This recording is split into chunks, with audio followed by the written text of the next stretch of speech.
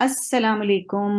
Gimme TV UK के साथ मैं आपकी दोस्त होस्ट और एक बहुत खास दिन के साथ आपके साथ हैं जनाब। आज है 5 फरवरी 2023 और 5 फरवरी 2023 को ही हमारे साथ जो मेहमान कश्मीर डे के बारे में बातचीत करने के लिए आए थे वो हमारे साथ आज भी स्क्रीन शेयर कर रहे हैं। प्रोफेसर डॉक्टर ख्वाजा जाहिद अजीज साहब हैं, पंजाब यूनिवर्सिटी लाहौर के कश्मीरियात डिपार्टमेंट के हेड हैं। डॉक्टर साहब, मैं आपको वेलकम करती हूँ जी आज के शो में, और बहुत मेहरबानी आप तशरीफ लाए। Thank you so much.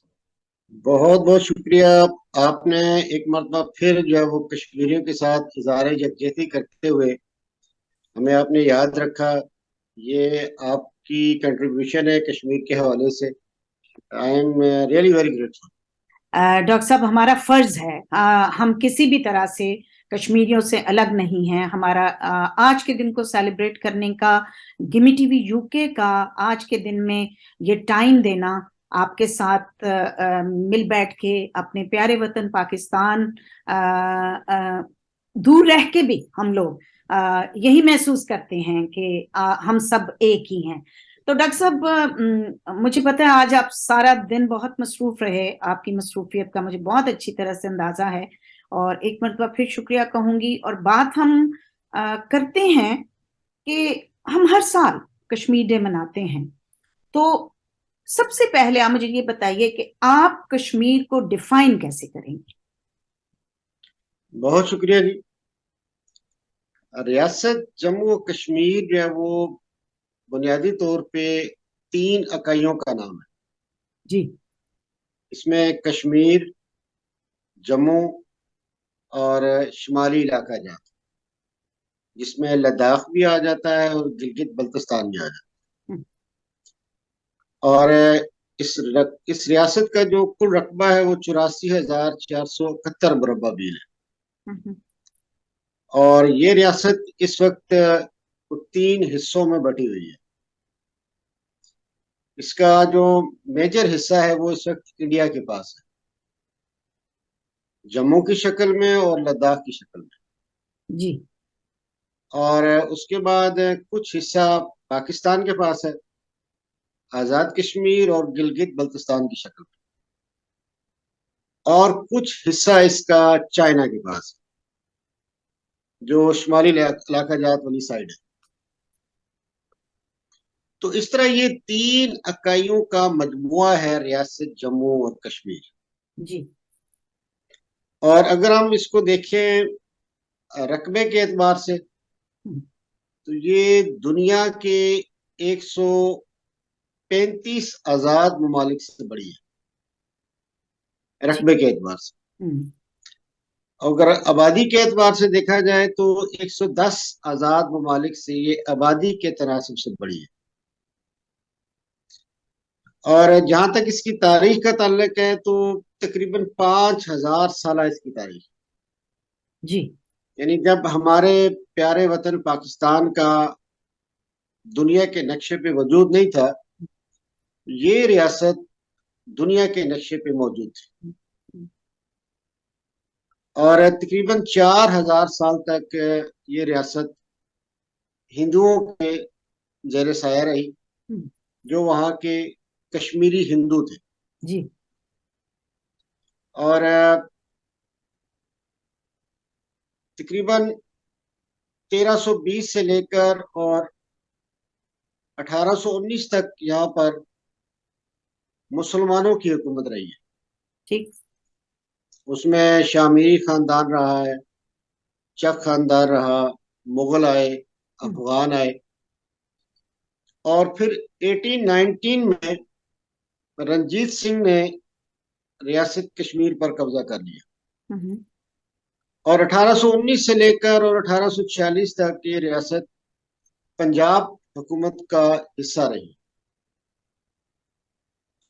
और फिर जब अंग्रेज और सिखों की जंगें हुई और उसके नतीजे में सिखों को शिकस्त हुई, अंग्रेज गालिब आए, तो उसके नतीजे में जो रियासत कश्मीर थी वो तकरीबन 7 दिन अंग्रेजों के पास रही। सिर्फ 7 दिन। Only 7 days। हम्म, हम्म, ठीक। और 16 मार्च 1846 को अंग्रेजों ने रियासत जम्मू कश्मीर को बेच दिया। बेचने वाले अंग्रेज थे और खरीदार था जम्मू का महाराजा गुलाब सिंह। हम्म, और इसकी कुल कीमत लगी उस वक्त 75 लाख नानक शाही सिक्का रह वक्त। और मजे की बात यह है कि ये जो माहिदा हुआ अमृतसर के मुकाम पे 16 मार्च 1846 को, इसमें न सिर्फ वहां की आबादी बल्कि वहां के पहाड़, चिरिंद परिंद, हर चीज बेच दी गई। और इस तरह से 1846 में महाराजा गुलाब सिंह ने डोगरा खानदान की दाग डाली। और ये वही डोगरा खानदान है जिन्होंने कश्मीर पर 100 साल हुकूमत की। महाराजा गुलाब सिंह, फिर उसका बेटा रणबीर सिंह, फिर उसका बेटा प्रताप सिंह, और फिर उसका भतीजा हरि सिंह। हम्म, और हरि सिंह जो था वो कश्मीर का आखिरी महाराजा था। 1925 से 1947 का उसका दौरानिया है। और ये वो दौरानिया है जिसमें कश्मीरियों ने ये तय कर लिया था कि अब हमने अपने वतन को इस महाराजा के चुंगल से आजाद कराना है। और इसी दौर में, यानी इस टेन्योर में, बाकायदा वहां पर पहली जो सियासी जमात थी, आल जम्मू कश्मीर मुस्लिम कॉन्फ्रेंस, हम्म, उसका इनेकाद किया गया। हम्म, और कश्मीरियों के अंदर एक सियासी शऊर बेदार हुआ। और यही वो टाइम पीरियड था जब 13 जुलाई 1931 को तकमील आज़ान के लिए 22 मुसलमानों ने अपने सीने पर गोलियां खाकर शहादत के मर्तबे पे फायज हुए और अजान को उन्होंने मुकम्मल करवाया। और ये वही दौर है जिसमें 19 जुलाई 1947 को उस वक्त के महाराजा हरि सिंह को वहां के कश्मीरियों ने इस बात का इंदिया दिया था कि हम कश्मीर का इल्हाक हर हाल में पाकिस्तान के साथ करना चाहते हैं।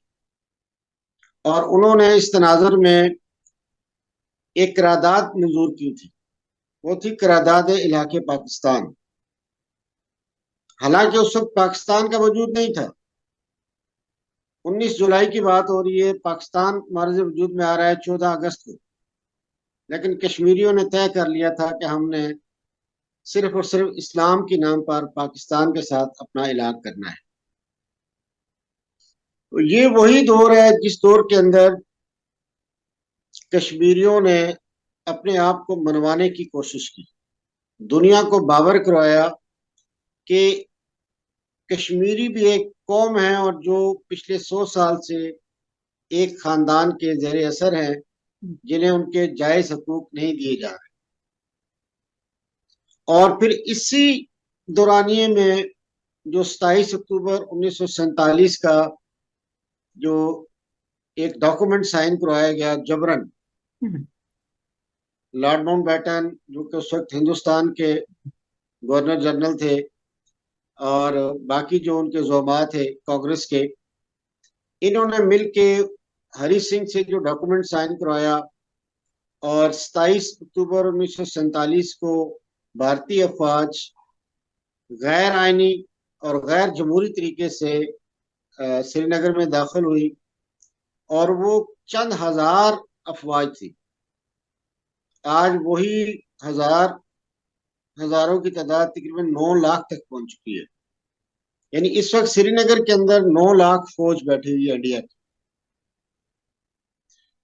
और 27 अक्टूबर 1947 के बाद जब ये मामला हाईलाइट हुआ, पाकिस्तान ने इसको बहुत ज्यादा हाईलाइट किया कि इंडिया ने ये इलीगल एक्ट किया है। और फिर भारत खुद इसको लेके अक़वाम मुत्तहिदा में गया। अगरचे अक़वाम मुत्तहिदा ने भारत के इस स्टांस को एक्सेप्ट नहीं किया, उनका जो मौक़िफ़ था जी कि पाकिस्तान जो है वो एक गलत कदम उठा रहा है, हम्म, कश्मीर हमारा हिस्सा है और ये हमें ही मिलना चाहिए। हम्म, लेकिन पाकिस्तान का जो मौक़िफ़ यही था कि ये चूंकि एक डिस्प्यूटेड टेरिटरी है, ये गैर मुतनाज़ इलाका है, इसका जो डिसीजन है वो कश्मीरी अवाम की मर्जी और मंशा के मुताबिक होना चाहिए। लेकिन भारत अपने इस मौक़िफ़ पे डटा रहा। अगरचे अक़वाम मुत्तहिदा की जो UNCIP जो उन्होंने बनाई थी, United Nations commission for India and Pakistan, उसने इस उस मौक़िफ़ को रद्द किया था, लेकिन ये अपने उस हठधर्मी पे कायम रहा और उसके नतीजे में आप देख रही हैं कि 1948 की जो पहली जंग हुई, 1965 की जो दूसरी जंग हुई और 1971 की जो तीसरी जंग हुई, यानी 3 जंगें पाकिस्तान इस वक्त तक कश्मीर के इस इशू पे लड़ चुका है। और यानी ये सारी जो है ना कश्मीर के हवाले से एक ब्रीफ जो उसका स्काई था। बहुत अच्छे तरीके से डॉक्टर साहब आपने पूरी कश्मीर की एक तारीख को एक पूरी तरह आपने दरिया को कूजे में बंद कर दिया। अगर हम अब मैं इस तरफ आऊं, क्योंकि कश्मीर डे है और हम अपनी यकजहती कश्मीरियों के साथ सेलिब्रेट कर रहे हैं, तो अगर आप मुझे थोड़ा सा, क्योंकि सलीम खान गिमी साहब की भी जिनके नाम से ये चैनल चल रहा है, उन्होंने भी एक 3 किताबें कश्मीर के अदब और सकाफत पे लिखी हैं। तो मैं चाहूंगी कि आप थोड़ा कश्मीर के अदब और सकाफत के हवाले से, और आप खुद भी एक काम कर रहे थे जब मेरी आपसे मुलाकात हुई थी पिछले साल, तो मैं उस बारे में भी आपसे जरूर जानना चाहूंगी कि वो आपका जो है काम वो कहाँ तक पहुंचा। तो कुछ मुझे इस पे रोशनी डालिए। कश्मीर का सकाफत, अदब बहुत अहम रोल अदा करते हैं हमारी जिंदगी में। बहुत शुक्रिया जी। सबसे पहले तो आपने जिस हस्ती का नाम लिया वो हमारे लिए इंतहाई काबिल एहतराम। और मैं तो ये समझता हूँ, बल्कि मैं ये अपने हमारे जो PhD और MPhil के स्कॉलर्स हैं उन्हें मैं ये हमेशा कहता हूँ कि जब तक आपने सलीम खान साहब की किताब कश्मीर में इशात इस्लाम और अदब सकाफत का रेफरेंस नहीं देंगे तो वो वैलिड नहीं होगा। तो गिमी साहब की बड़ी कंट्रीब्यूशन है। अल्लाह पाक उनके दर्जात बुलंद करे आमीन, और आपको अल्लाह पाक सबका जारिया बनाए उनके लिए। आमीन, आप आमीन। माशाल्लाह उनकी आवाज़ है। आई एम ऑनर्ड और सर। जहाँ तक ताल्लुक है, सबसे पहले मैं बात करूंगा कश्मीर की सकाफत के हवाले से। जी। अब ये भी चूंकि हमारे ऊपर जो बुजुर्गान दीन है उनका एक बड़ा कर्ज है हम्म, कि कश्मीर के अंदर जो इस्लाम की जो रोशनी है वो खालिस्तान जो ईरानी सूफिया हैं हम्म, उनकी मरून मिन्नत। जी। और कश्मीर वाहिद वो खिता है जिसके अंदर इस्लाम बगैर किसी तीर और तलवार के फैला। वाह, कोई सुभान। जबर नहीं हुआ, हम्म, कोई खून खराबा नहीं हुआ, खालिस्तान प्यार मोहब्बत। और ये भी मैं यहाँ बताता चलूं कि 1947 तक कश्मीर के अंदर कोई दंगा फसाद नहीं हुआ मजहबी।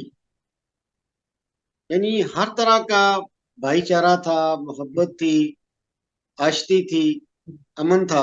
हम्म, लेकिन ना वहां पर चूंकि ईसाई भी रह रहे हैं, हम्म, सिख भी रह रहे हैं, जी।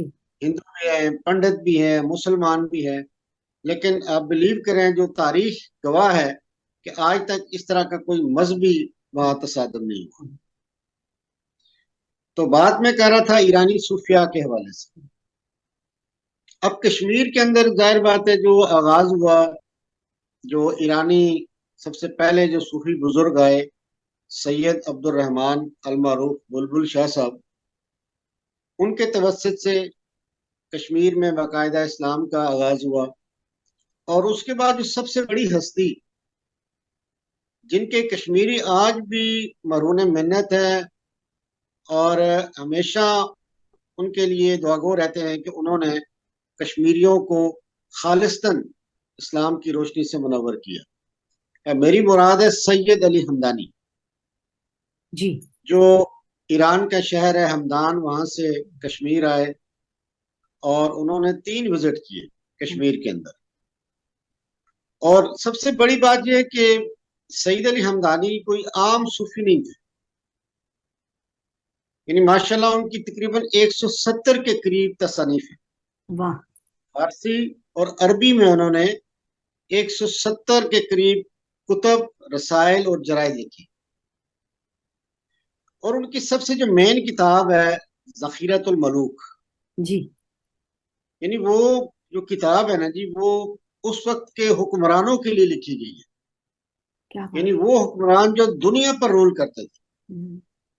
और यहाँ मैं ये बताता चलूं कि सईद अली हमदानी के जो वालिद मोहतरम थे, वो भी हमदान के एक हुक्मरान थे।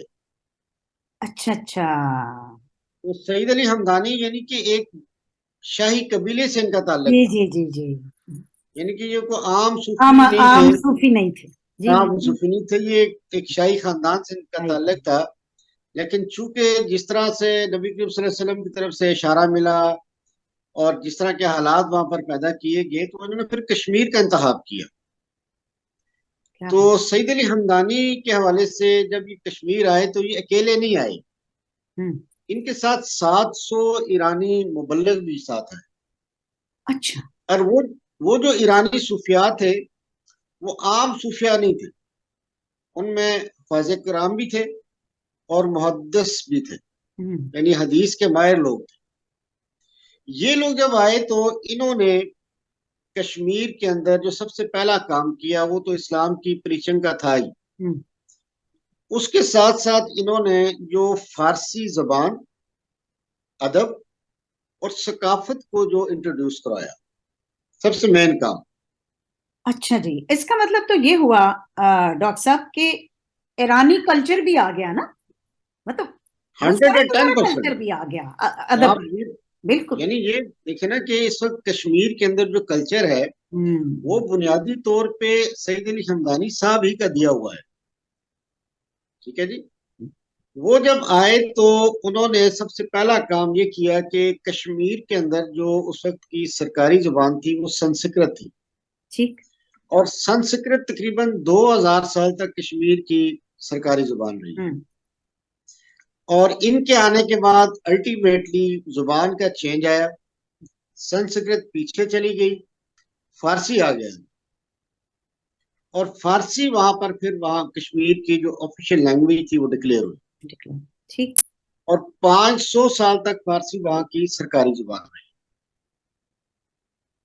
और जहां तक तल्लक है सकाफत का, हम्म।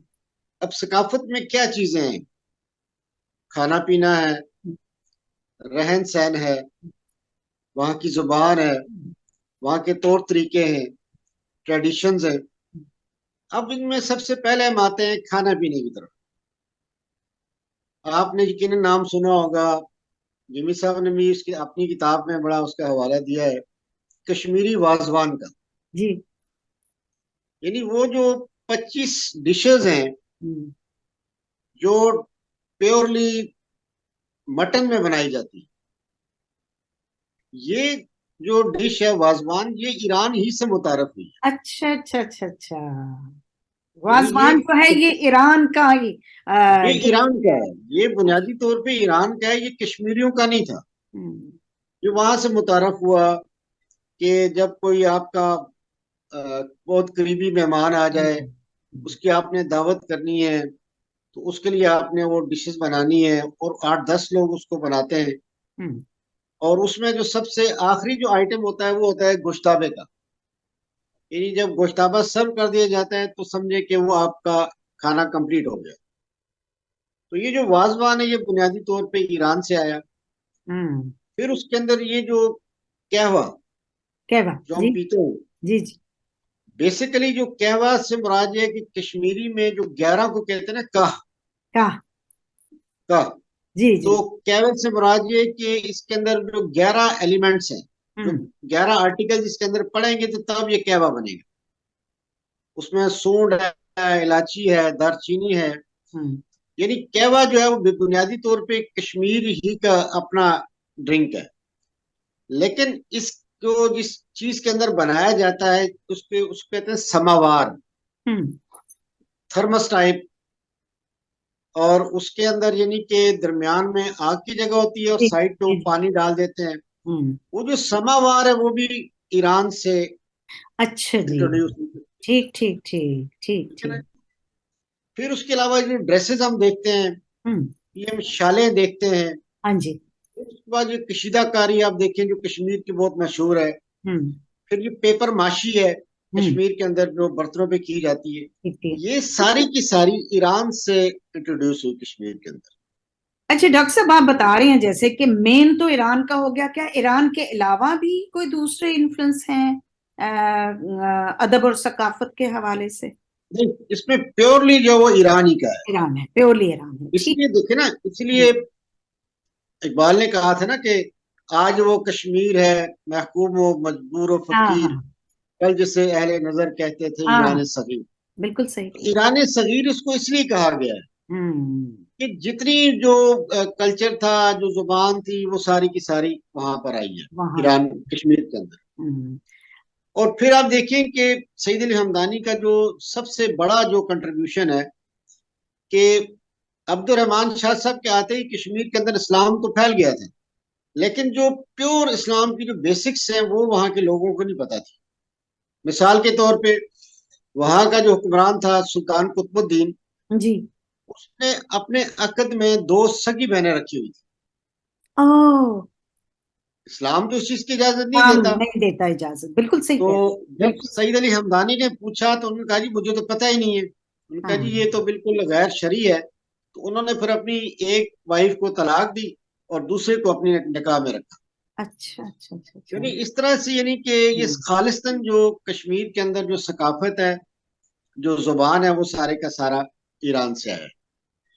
फिर जब हम बात करते हैं कश्मीरी अदब के हवाले से, जी।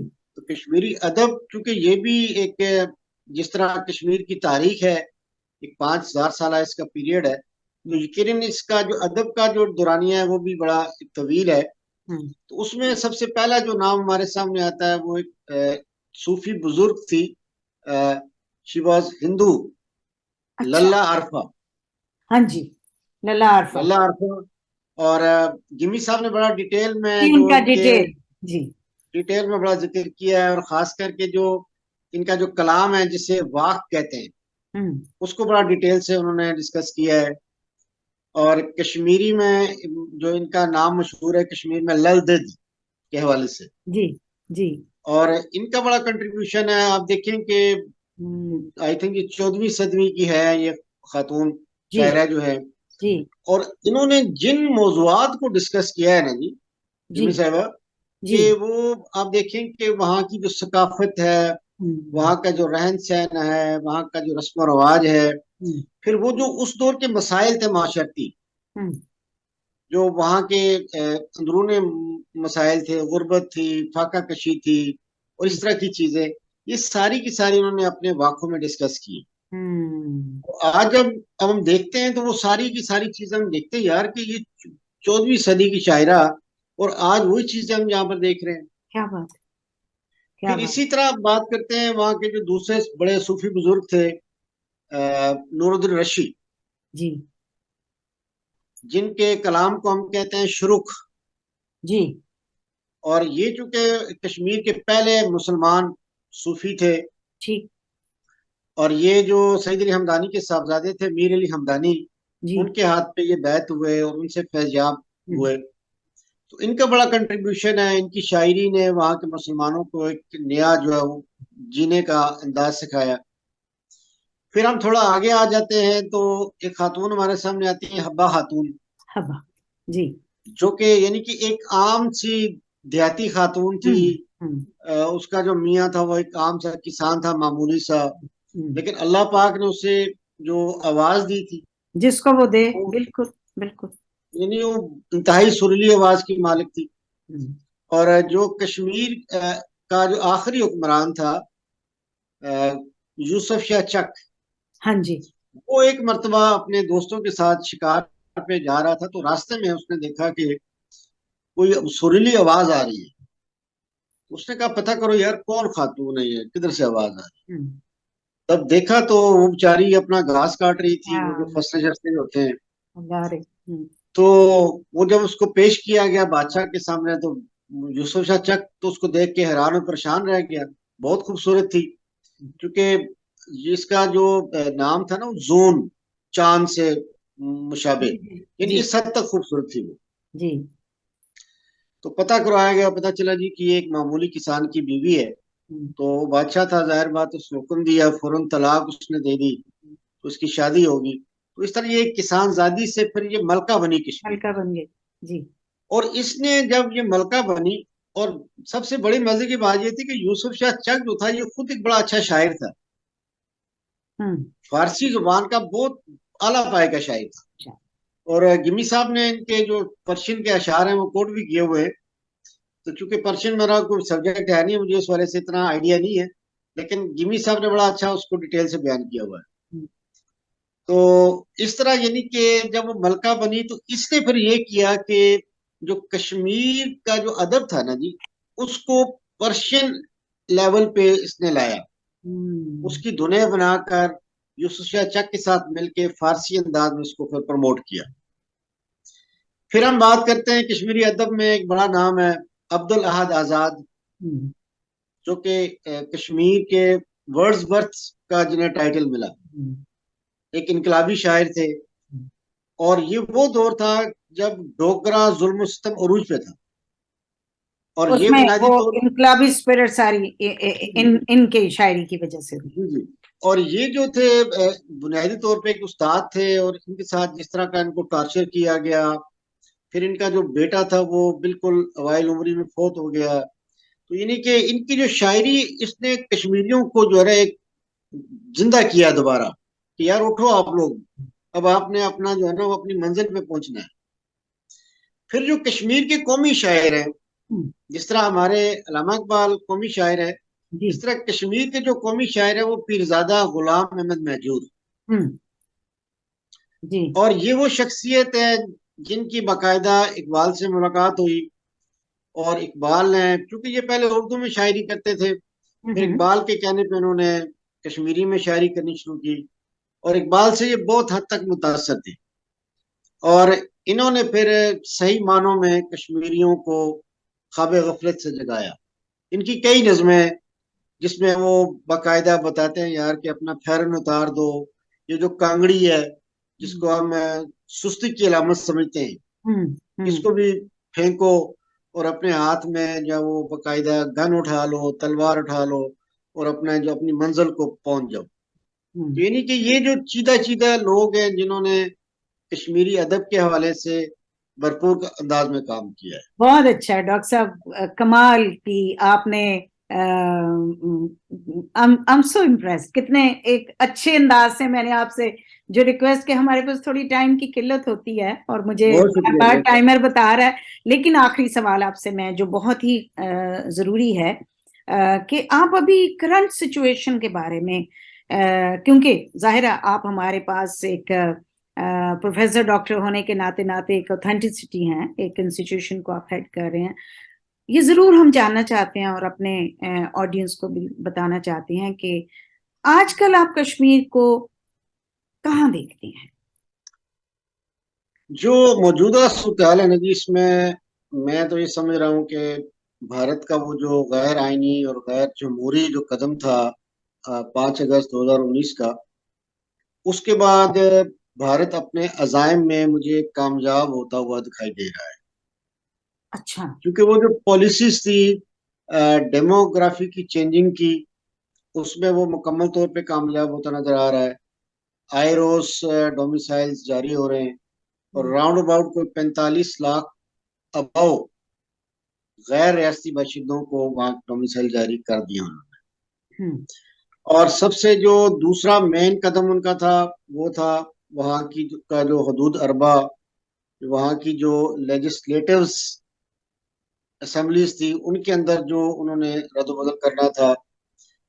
अब जम्मू और कश्मीर, अब कश्मीर जो है वो बुनियादी तौर पे वो एक मुस्लिम मेजॉरिटी एरिया है, और जम्मू जो है वो एक हिंदू मेजॉरिटी एरिया है।